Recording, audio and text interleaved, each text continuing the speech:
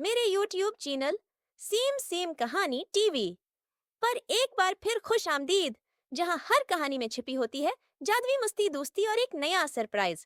तो तैयार हो जाओ एक और जबरदस्त कहानी के लिए, सिर्फ और सिर्फ यहाँ अली बाबा और 40 चोर। एक दफा का जिक्र है, एक फारसी शहर में एक गरीब कालीन फरोश रहता था जो अपने दो बेटों कासिम और अली बाबा के साथ जिंदगी गुजार रहा था। जब बाप का इंतकाल हुआ तो लालची कासिम ने सारा कारोबार हथिया लिया और मासूम अली बाबा को अकेला छोड़ दिया। कासिम ने एक अमीर औरत से शादी कर ली, जबकि अली बाबा को अपने बीवी बच्चों के लिए लकड़ियां काटकर बेचनी पड़े। एक दिन जब अली बाबा जंगल में लकड़ियां काट रहा था तो उसे घोड़ों की आवाज सुनाई दी। डर के मारे वो फौरन एक दरख्त के पीछे छिप गया। 40 सवार जिनकी कमर पर तलवारें और खंजर लटक रहे थे वहाँ आए। वो सब एक पहाड़ के करीब रुक गए। उनमें से एक, जो उनका सरदार लग रहा था, एक बड़े पत्थर के सामने खड़ा हुआ और बुलंद आवाज में बोला, खुल जा सिम सिम। अली बाबा की आंखें हैरत से फटी की फटी रह गईं, क्योंकि वो बड़ा पत्थर खुद ब खुद हट गया और एक गार का दरवाजा खुल गया। सब चोर इस गार के अंदर दाखिल हो गए और दरवाजा बंद हो गया। कुछ देर बाद वो सब खाली हाथ बाहर निकले, अपने घोड़ों पर बैठे और चले गए। अली बाबा को यकीन हो गया कि ये उनका खजाना छिपाने की जगह है। वो खुद भी गार के सामने आया और बोला, खुल जा सिम सिम। दरवाजा खुल गया। अली बाबा अंदर दाखिल हुआ और वहाँ जो कुछ देखा वो नाकाबिले यकीन था। सोने चांदी के ढेर, कीमती बर्तन, हीरे जवाहरात। उसने एक बोरी सोने के सुकों से भर ली और वापस घर आ गया। देखो बीवी, मैं क्या लाया हूँ। अली बाबा ने खुशी से बोरी उलटी। बीवी हैरान रह गई। इतना सोना क्या तुमने चोरी की है? नहीं, ये पहले से चोरी शुदा खजाना था, मैंने सिर्फ एक बोरी ली है। बीवी बोली, चलो उनको गनते हैं।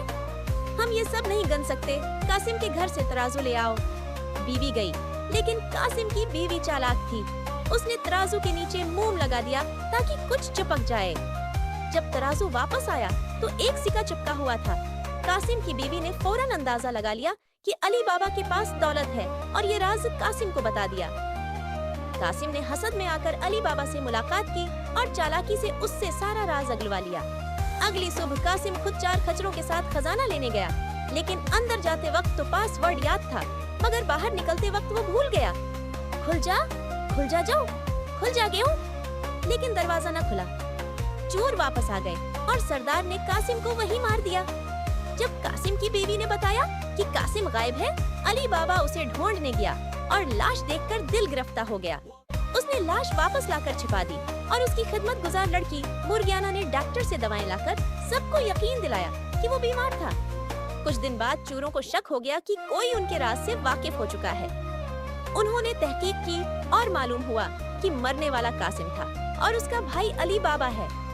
चोरों ने अली बाबा के घर पर निशान लगा दिया, मगर होशियार मुर्गियाना ने सारा मोहल्ला इसी निशान से भर दिया। चोर उलझ गए और नाकाम लौट गए।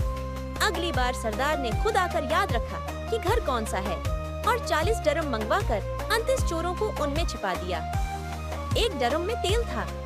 वो तेल बेचने वाले के रूप में अली बाबा के घर आया। मुर्गियाना को शक हुआ और जब उसने ड्रम खोले तो सारी हकीकत जान गई। उसने एक बड़ी देग में तेल गर्म किया और हर ड्रम में इंडील दिया। यूं सब चोर मारे गए। जब सरदार रात को बाहर आया तो अपने साथी मुर्दा पाए और डर के मारे भाग गया। ये कहानी हमें सिखाती है कि लालच बुरी बुला है। अक्ल और होशियारी से बड़े बड़े खतरात टल सकते हैं।